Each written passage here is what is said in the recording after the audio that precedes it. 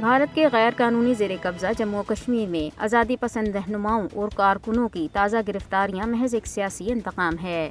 حال ہی میں کل جماعتی حریت کانفرنس کے وائس چیئرمین غلام احمد گلزار کو گرفتار کیا گیا، جس کا مقصد کشمیریوں کو حقیقی قیادت سے محروم کرنا ہے۔ مقبوضہ علاقے میں حریت رہنماؤں کی اکثریت پہلے ہی بھارتی جیلوں میں قید یا گھروں میں نظر بند ہے۔ کشمیریوں کو خوفزدہ کرنے کے لیے بھارتی فوجی بڑے پیمانے پہ مقبوضہ کشمیر کے طول و عرض میں چھاپے مار رہے ہیں اور کشمیریوں خاص طور پر نوجوانوں کو گرفتار کر رہے ہیں۔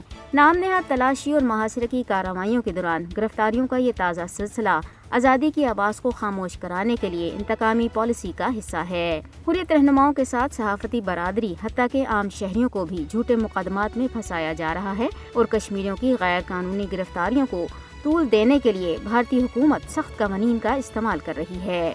انسانی حقوق کے کارکن بھی بھارتی انتظامیہ کی انتقامی فہرست میں شامل ہیں۔ خرم پرویز کو مقبوضہ جموں کشمیر میں انسانی حقوق سے متعلق کام کرنے پر ہی گرفتار کیا گیا تھا۔ مقبوضہ کشمیر میں سچ دنیا کے سامنے لانے کی پاداش میں کشمیری صحافیوں کو جیل کی سلاخوں کے پیچھے دھکیل دیا جاتا ہے اور جان بوجھ کر ان کی گرفتاری کو طول دیا جاتا ہے۔ حال ہی میں کشمیری صحافی فہد شاہ کو پولیس اسٹیشن پلوامہ میں درج ایک کیس میں خصوصی عدالت کی جانب سے عبوری ضمانت ملنے کے فوراً بعد ایک اور جھوٹے کیس میں گرفتار کر لیا گیا۔ مقبوضہ علاقے میں وسیع پیمانے پر گرفتاریاں اور نظر بندیاں کشمیریوں کو محکوم بنانے کے سلسلے میں مودی حکومت کی مایوسی اور ناکامی کا ثبوت ہیں۔ مودی کی قیادت میں بھارت کشمیریوں کو سزا دینے کے لیے ریاستی دہشت گردی کو سرکاری پالیسی کے طور پر استعمال کر رہا ہے۔ 5 اگست 2019 کے بعد تو کشمیری عوام کے جذبات کو دبانے کے لیے بھارتی مظالم نے نئے ریکارڈ قائم کیے ہیں۔ کشمیری اپنے حق خودارادیت کے حصول کے لیے ہر قربانی دینے کو تیار ہے۔